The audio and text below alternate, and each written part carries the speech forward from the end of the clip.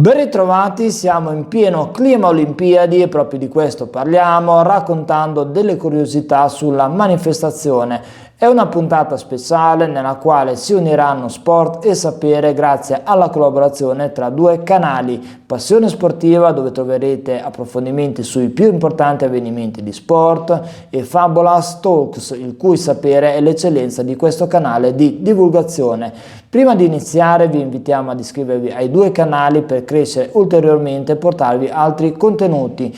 Ora partiamo e facciamo un viaggio nelle curiosità delle Olimpiadi invernali. Nel 1924 258 atleti provenienti da 16 nazioni si sono riuniti nella città alpina di Chamonix in Francia per quella che diventerà la prima edizione dei Giochi Olimpici invernali.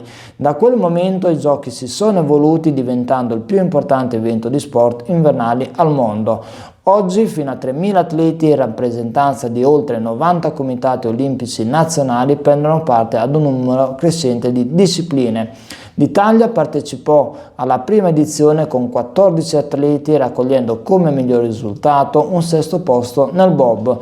Inclusa la prima edizione disputata a Chamonix dal 25 gennaio al 5 febbraio 1924, sono 25 le edizioni ospitate in 13 differenti paesi. Dei 258 atleti presenti a Chamonix, solo 13 erano donne, mentre quasi un secolo dopo i Giochi di Pechino 2022 hanno ospitato 2.871 atleti, di cui il 45% donne, con una percentuale che dovrebbe crescere fino al 47% a Milano Cortina 2026.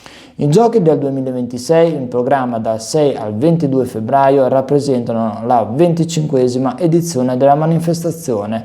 L'Italia ha ospitato in precedenza i Giochi invernali a Cortina nel 1956 e a Torino nel 2006. Originariamente basati su pratiche sportive europee accessibili a poche persone, i giochi hanno contribuito a far conoscere gli sport invernali ad un pubblico più vasto, sia professionisti che dilettanti. Ma ora andiamo a vedere più da vicino la storia, il significato e cosa rappresentano i 5 cerchi olimpici. Ogni 4 anni 5 cerchi colorati compaiono ovunque, sugli stadi, sulle maglie, nelle città che ospitano i giochi. Ma da dove arrivano davvero? E cosa significano? Il simbolo dei 5 cerchi nasce nel 1913. A idearlo è Pierre de Coubertin, il fondatore delle Olimpiadi moderne. Non è un disegno casuale. I cerchi rappresentano l'unione dei continenti e dei popoli attraverso lo sport. L'ideatore della bandiera olimpica fu Pierre de Coubertin, dirigente sportivo, pedagogo e storico francese, ma soprattutto fondatore dei Giochi Olimpici moderni. Nel 1913 fu lui stesso a spiegare il significato dei cerchi olimpici e dei loro colori in un articolo pubblicato sulla rivista Olimpica. Secondo Coubertin, i 5 cerchi rappresentano i 5 continenti abitati: Europa, Americhe, Asia, Oceania e Africa. Il loro intreccio non è casuale, simboleggia l'incontro e la collaborazione tra i popoli del mondo attraverso lo sport. È proprio questo intreccio a trasformare i cerchi olimpici nel simbolo delle Olimpiadi per eccellenza. Non una semplice competizione, ma un evento globale fondato su rispetto, inclusione e dialogo. E perché proprio questi colori? Blu, giallo, nero, verde e rosso, su fondo bianco. Perché insieme formano 6 colori che all'epoca erano presenti in tutte le bandiere del mondo. Un simbolo pensato per rappresentare tutti.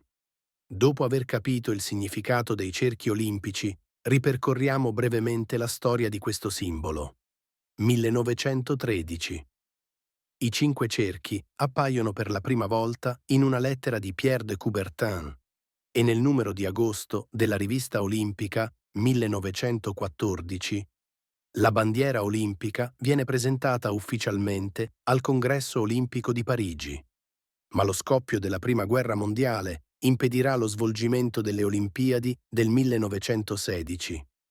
1925 cerchi compaiono per la prima volta sulle medaglie alle Olimpiadi di Parigi. Questo uso diventerà stabile solo nel 1976 a Montréal. Nello stesso anno nascono anche i primi gadget olimpici. 1928. Nel 1928 nasce il primo manifesto con la bandiera olimpica per i giochi invernali. Per quelli estivi, invece, vengono creati i primi francobolli con i cerchi olimpici. Da quel momento i cerchi olimpici non sono più solo un simbolo sportivo, ma diventano un linguaggio visivo, un linguaggio capace di adattarsi a ogni epoca, a ogni città, a ogni cultura. Il lettering del logo non è un font standard, è un tratto disegnato che mescola precisione grafica e imperfezione umana. Questa scelta racconta l'Italia contemporanea, tecnologica, ma ancora legata alla cultura artigianale e al gesto creativo. A differenza dei cerchi olimpici, il logo Milano Cortina non ha un solo colore fisso. È pensato come un sistema aperto, capace di cambiare. I colori diventano linguaggio: neve, ghiaccio, cielo, città, luce, energia. Non un'identità rigida, ma una visual identity dinamica che si adatta a contesti, media e pubblici diversi. Milano Cortina 2026 non è solo un logo, ma un sistema visivo completo. Logo, colori, tipografia, pattern, applicazioni. È lo stesso principio dei cerchi olimpici, un simbolo semplice, ma capace di generare infinite forme visive. I cerchi olimpici raccontano l'unione del mondo. Milano Cortina racconta l'unione di due paesaggi, due culture, due immaginari. A più di 100 anni dalla nascita dei cinque cerchi, il design olimpico continua a fare la stessa cosa: trasformare un'idea in un simbolo. Siamo in chiusura di questa puntata speciale. Se il video vi è piaciuto iscrivetevi, lasciate un like e commento che Fabulous Talks e Passione Sportiva si uniranno nuovamente per altre collaborazioni sul mondo dello sport e della conoscenza. Un caro saluto a tutti voi.